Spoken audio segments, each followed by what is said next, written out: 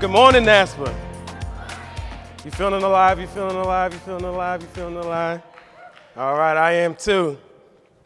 All right, we're going to talk today. Y'all ready? All right, we're going to talk today. So, over the years, I've been receiving this one question, maybe about the past 5 or 6 years. And that question centers around, why am I here? All right, Kelvin, why are you here? Because many of my colleagues assumed that when I took a new role at UNCF that I left student affairs, right? And that's simply not true. I've never really left student affairs, but I did leave the traditional college campus. And it was sad. I had to walk into an office building. There were no students welcoming me on the way to work when I can just fly by and shake hands, right? Then I got put in a cubicle. I went from an office next to the dean of students to a cubicle, right? But I'm here, I'm excited, and I'm gonna share a story with you about that journey. But before I do, we're gonna talk about my own journey for a little bit. I'm from the big state of Connecticut. Anybody from Connecticut in the house, right? Big state, right? The home of Yale University. I've been on that campus one time in my life in Connecticut. And the birthplace of George W. Bush. Now that doesn't sound that bad anymore, considering where we are today. I'm more welcoming of that now, especially if he's still passing out candy. I'm one of 4 children. My father worked in a manufacturing plant for an aerospace company for over 20 years. My mother, customer service for a telecommunications company now known as AT&T. So I didn't have that traditional college and that traditional Connecticut experience. Some of the stereotypes you hear, there's a lot of money in Connecticut. I don't know where, well, I know where it is, it's in Greenwich. I'm from New Haven, Connecticut, right? So some of my friends consider my family to be hood rich. That's what they call. So first generation college student. Any first generations in here? First gen? All right, show some love.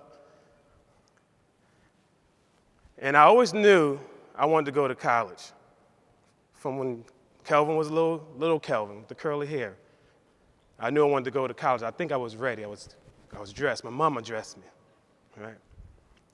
And later in my adolescent years, I developed a love for the game of basketball, as you can see, back with Charlotte Hornets when I lived in North Carolina for a few years. And I combined my passion for education and my love of basketball, and I put them together, and I realized that I can go to college to do that, play basketball and get an education.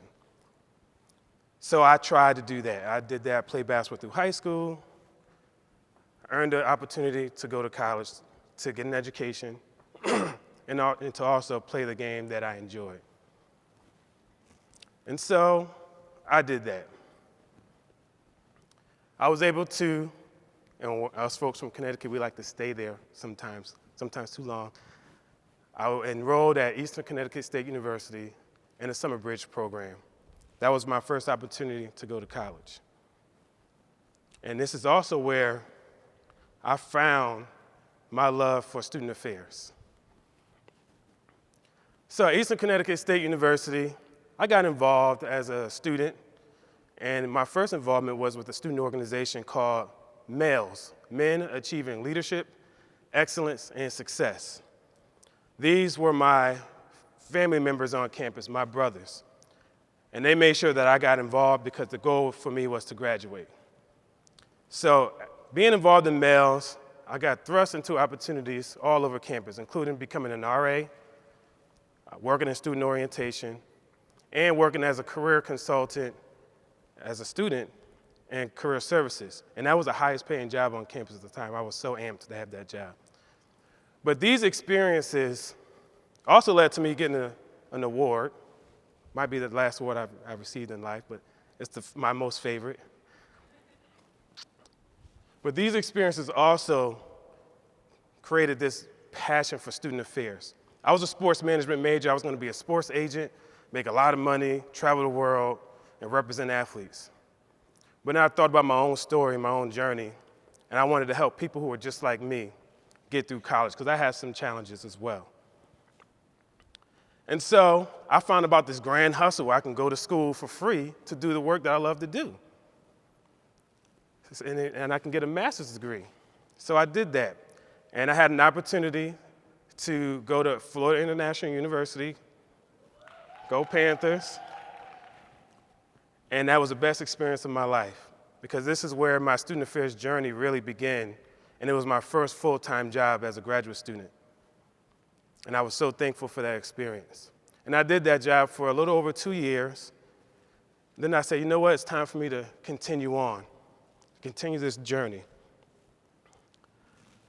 So I went off from Eastern to FIU and to UMBC, University of Maryland, Baltimore County. And here I worked in residential life for 3 years.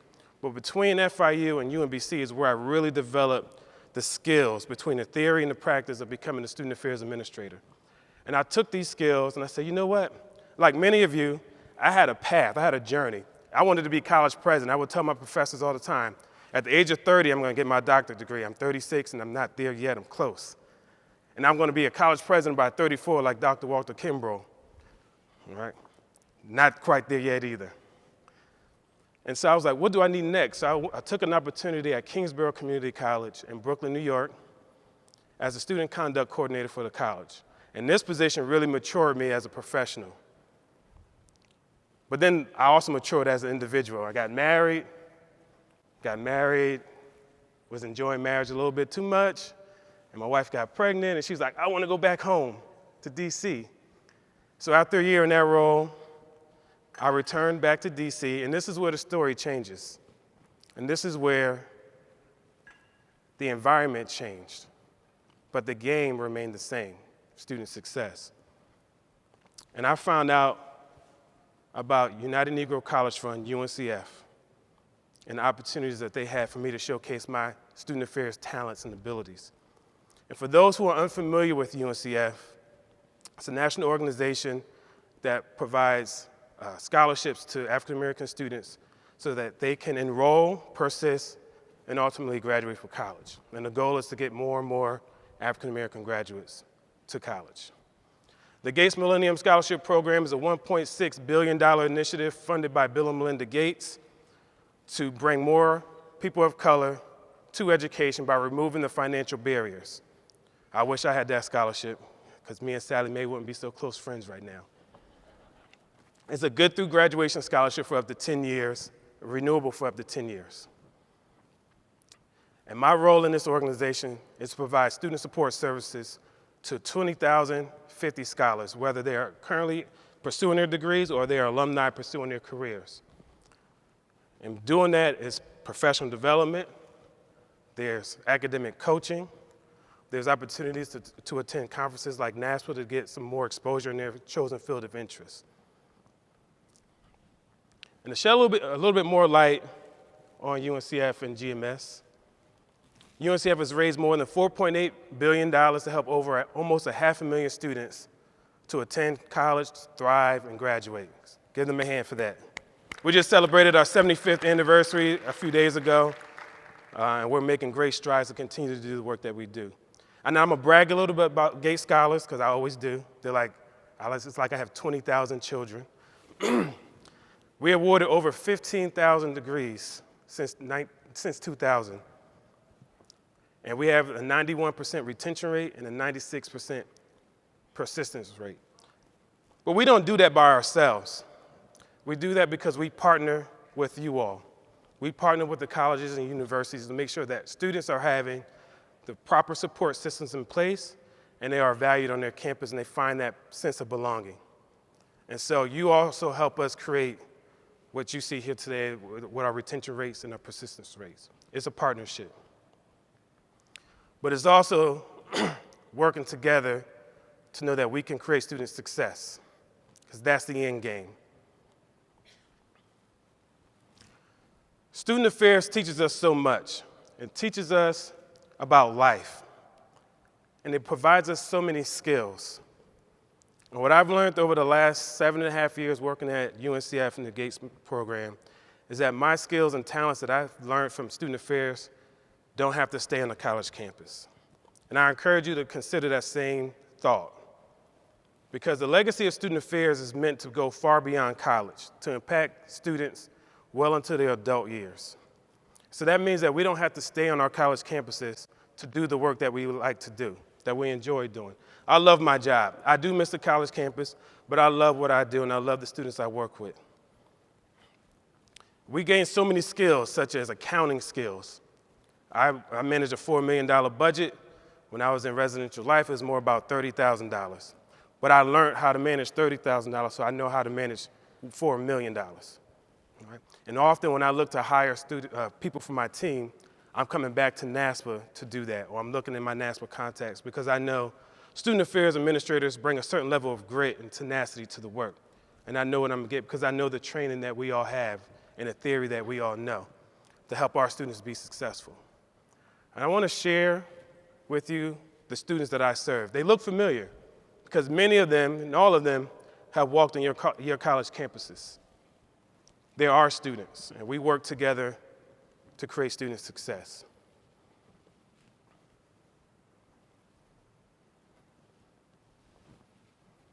So, going back to what I said earlier, why am I here? It's because I belong here. I belong at NASPA, and I've always maintained an active role in NASPA. I come here to sharpen my tools so I can better serve these students. And this is not an attempt to recruit you all to come work for UNCF or other organizations, but there's going to be a time when you have to consider opportunities that are a little bit outside of the box. And this is what I had to do. And I'm glad that I've done that. So like I said, the playing field is different, but there still remains a goal.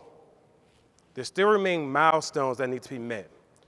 And there's still a finish line that we are all pushing to get our students to, whether that is graduation, whether that is a job, whether that is just developing from one step to the other. Our playing fields may look different. Our mission is the same. Student success. At the end of the day, when students send me these photos and thank you cards showing that they have graduated, they've earned their master's degree, their doctorate degree, they're writing books, they started businesses, they've become elected officials, it brings me joy. And I know that we all can do this work together if we keep ourselves open to opportunities to do student affairs work outside of the traditional college campus. So as I close out, I want to leave you with a few words, some words that I hope inspire you to keep the student affairs legacy alive as you can continue on your own journeys. Be visionary. See new possibilities. See new possibilities for yourself. Don't get stuck in your own journeys where I used to want to be a college president. I'm not ruling that out. But now I'm open to be a president of UNCF. And I'm not coming for Dr. Lomax's job. But organizations that are similar, I'm now open to an expansive view. Be courageous. I was a little nervous going to UNCF, coming from a college campus. I didn't know what to expect, and in fact, after 6 months, I was looking to leave. But something told me to stay. And after 7.5 years, I'm in my third role at the organization and considered a national leader in student success at a national organization. Because you can't have courage and be comfortable at the same time. So I hope that you will choose to be courageous. And lastly, live life on purpose, because that's the best way to live. Thank you, NASPA, and I hope you enjoy the rest of your conference.